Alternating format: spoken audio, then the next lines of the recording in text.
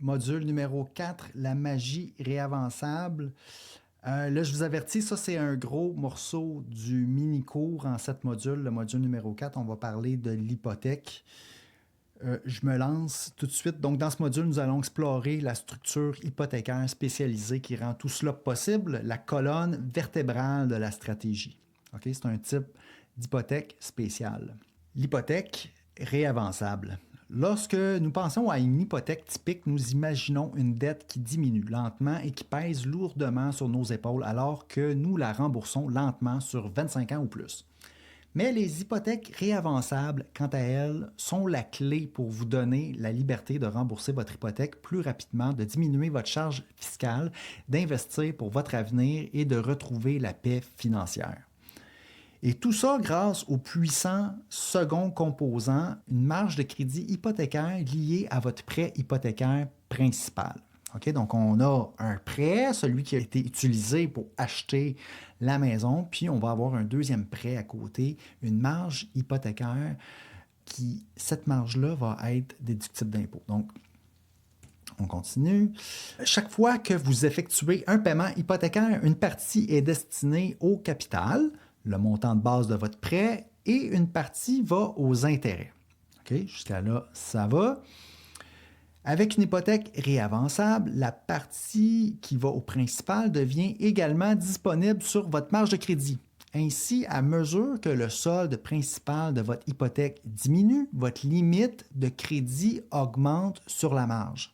Okay? On le voit bien ici, c'est bien illustré. Au fur et à mesure que le solde du prêt diminue, la limite de crédit disponible à droite augmente.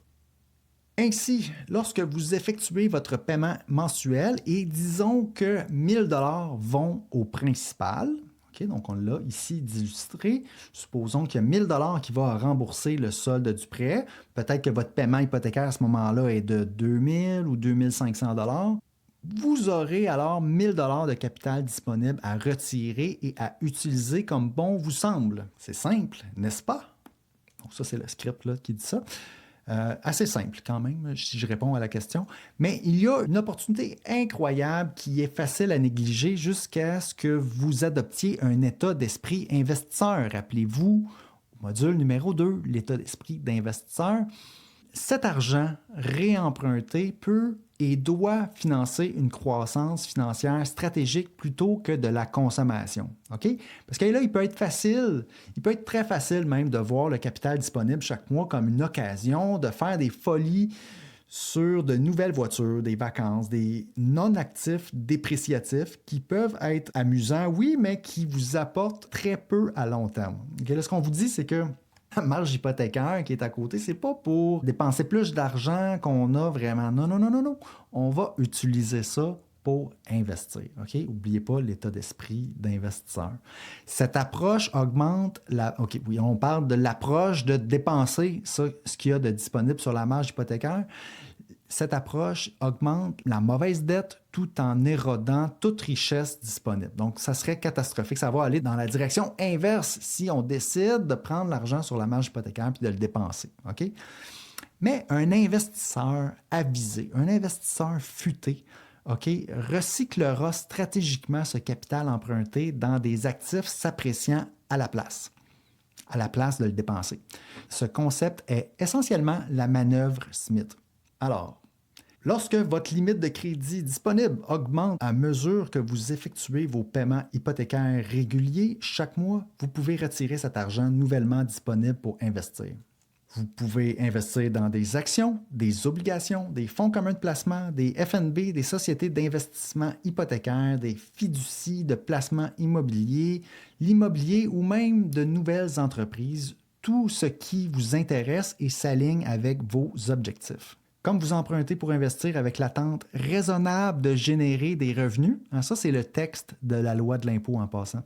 Comme vous empruntez pour investir avec l'attente raisonnable de générer des revenus, vous pouvez maintenant déduire les intérêts que vous pouvez payer sur ces fonds empruntés, convertissant une partie de votre dette hypothécaire non déductible, donc mauvaise dette, en dette déductible, donc bonne dette. Okay, on a vu ça, je pense, aussi au module numéro 2. En conséquence, vous recevrez un remboursement plus important chaque printemps lorsque viendra le temps des impôts. OK, là, on voit le cycle de la manœuvre Smith. Ensuite, vous pouvez utiliser ce surplus d'argent pour effectuer un paiement supplémentaire sur votre hypothèque, augmentant le capital disponible pour réinvestir et réduisant les années qu'il vous faudra pour rembourser votre dette hypothécaire coûteuse non déductible.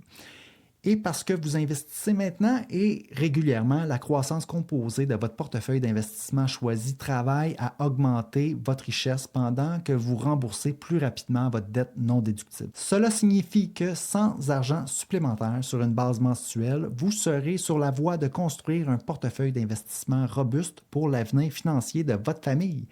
C'est comme de la magie, n'est-ce pas? C'est pas tout à fait de la magie, là, parce que quand tu le comprends, c'est pas magique, mais c'est effectivement une stratégie qui fonctionne.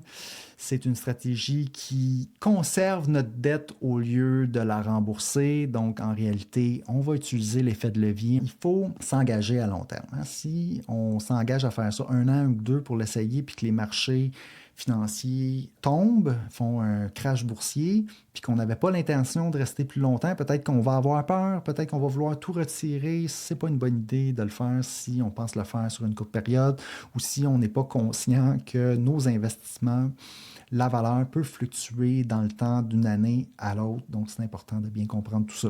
Mais ici, on voit le cycle de la manœuvre Smith. Donc, effectuer vos versements hypothécaires augmente le crédit disponible. Ensuite, retirer et investissez dans des actifs qui s'apprécient. Ensuite, déduire les intérêts du montant emprunté pour augmenter le remboursement d'impôts. Oui, parce qu'on n'aura pas encore de revenus de placement si on investit, exemple, dans des placements qui s'apprécient, qui vont faire du gain en capital ou qui ne génèrent pas beaucoup de dividendes d'intérêt. Bref, là, on entre dans les détails, mais ça va faire en sorte qu'on va faire comme une perte dans le fond parce qu'on n'aura pas autant de revenus de nos placements que ce que ça va coûter en intérêt. Donc, on va pouvoir prendre ces intérêts-là, ça va venir réduire notre revenu imposable, donc notre revenu de travail. C'est pour ça qu'on va avoir un retour d'impôt. C'est pas magique, mais ça peut sembler comme de la magie. Ici, on vous le présente comme ça. Ça, j'aime pas beaucoup ça, là, qu'on dise que c'est magique, là, mais voilà, c'est comme ça qu'on présente les choses ici avec la manœuvre Smith. Une question courante que se posent les propriétaires lorsqu'ils découvrent la manœuvre Smith est « Mais si je commence à emprunter sur la marge de crédit pour investir, ça ne signifie pas que je devrais faire des paiements d'intérêts supplémentaires sur le montant emprunté en plus de mon paiement hypothécaire de base? » C'est ça, donc les gens se demandent, oui, mais là, est-ce que ça va vraiment pas me coûter plus d'argent de faire la manœuvre Smith? Parce que là, il va avoir ces intérêts-là supplémentaires. La réponse est oui, c'est le cas, mais c'est là que la vraie magie à faire. OK, c'est ça qu'on dit. C'est que oui, il y a des intérêts supplémentaires à payer parce que notre dette va rester la même. Donc, évidemment qu'il va y avoir plus d'intérêts que si on faisait juste rembourser notre prêt non déductible. Mais c'est là que la vraie magie opère. Chaque fois que vous effectuez un paiement hypothécaire, il devient plus efficace. Voulant dire que notre dette non déductible, elle rapetisse avec le temps, donc elle coûte moins d'intérêt. Donc, de notre paiement qui, lui, reste fixe, OK, il va y avoir une partie de notre paiement qui va être réavançable sur notre marge hypothécaire. On va toujours investir le même montant à chaque mois, mais il y a une partie dans le fond de notre paiement qui va servir à payer ces fameux intérêts-là supplémentaires qu'il va y avoir sur la marge hypothécaire. Donc, en gros, les intérêts vont se payer par le paiement, par la façon que les prêts fonctionnent. Donc, chaque fois que vous effectuez un paiement hypothécaire, il devient plus efficace. Lorsque vous effectuez ce premier paiement après avoir commencé la stratégie, votre principal est réduit de 1 000 $, disons. Vous pouvez alors retirer ces 1 000 $ pour l'investir. OK? Là, on le fait étape par étape ici. Là. Mais comme vous avez réduit le capital de votre prêt, un peu moins de ce paiement est consacré aux intérêts lorsque vous effectuez le deuxième paiement. Cet effet sera différent selon votre hypothèque et votre situation personnelle. Mais pour l'exemple, disons que c'est 1 005 $. Ensuite, vous retirez ces 1 005 $.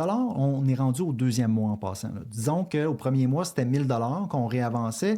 Au deuxième mois, ça va être 1 005 $ nouvellement disponibles. Vous les mettez dans votre compte pour réinvestir. Vous pouvez utiliser ces 5 $ supplémentaires-là pour couvrir le paiement d'intérêt et investir le 1 000 $ constamment à chaque mois. Donc, à chaque mois, on va avoir un petit peu plus qu'on va retirer de la marge Et puis, ce un petit peu plus-là va servir à couvrir les intérêts. Puis, on va continuer à mettre, nous, 1000 $, ben, en tout cas, dépendamment du montant dans notre situation qui va fonctionner selon notre paiement. On va prendre toujours le même montant à chaque mois pour envoyer vers nos placements. Au mois numéro 3, paiement numéro 3, votre paiement réduira de 1010 $. Ici, c'est un exemple. Il ne faut pas prendre les chiffres là, à la lettre ou au chiffre. Votre paiement réduira de 1010 le capital de votre prêt. Donc, vous réinvestirez 1000 $ toujours et les 10 $ restants serviront à couvrir le paiement d'intérêt et ainsi de suite. En conséquence, vous pouvez investir un montant relativement constant chaque mois avec la confiance que l'efficacité croissante de vos paiements hypothécaires couvrira les paiements d'intérêt sur le crédit que vous avez emprunté pour investir. Alors, qu'est-ce que tout cela signifie pour votre avenir financier? On pose la question. Seule la manœuvre Smith de base peut générer des augmentations de patrimoine net de plusieurs centaines de milliers de dollars. En moyenne, les propriétaires voient une amélioration de leur valeur nette de 300 000 à 400 000 $ sur un amortissement de 25 ans sans flux de trésorerie supplémentaire investi de leur part. Donc, ici, c'est important, là, c'est vraiment pour ça, dans le fond, qu'on va mettre en place la manœuvre Smith. C'est qu'on va être capable d'avoir une valeur nette supplémentaire supérieure que si on n'avait pas mis en place la manœuvre de Smith. Ça fonctionne. Pourquoi? Ça fonctionne parce que les intérêts sur notre prêt hypothécaire est plus bas que le rendement des marchés financiers sur une longue période de temps. OK? Puis là, ici, ben, on dit qu'en moyenne, ça peut faire une augmentation. Juste la manœuvre Smith de base peut donner une amélioration de 300 à 400 000 $ sur un amortissement de 25 ans. Mais là, de plus, ils raccourcissent les années de durée de leur hypothèque non déductible et la paient souvent 2 à 4 ans plus tôt. Donc, ça va raccourcir le prêt non déductible. Au lieu qu'on ait terminé de le rembourser à la 25e année, on va avoir terminé de le rembourser à l'année peut-être 21, 22 ou 23. Puis ça, c'est que le résultat de la stratégie de base, OK, tout seul, sans argent supplémentaire ni outils supplémentaires. Avec l'ajout d'un ou plusieurs accélérateurs de la manœuvre Smith, vous pouvez ajouter plus de 1 million de dollars de valeur nette à votre réalité financière et même faire disparaître votre hypothèque coûteuse et non déductible en moins de 10 ans. OK? Et là, c'est ce qu'on va voir au module 5. On va accélérer votre croissance. Dans le module 5, nous examinerons comment les accélérateurs peuvent aider à propulser votre voyage avec la manœuvre Smith et modifier définitivement votre situation financière. On se voit donc au prochain module. On se voit au module numéro 5.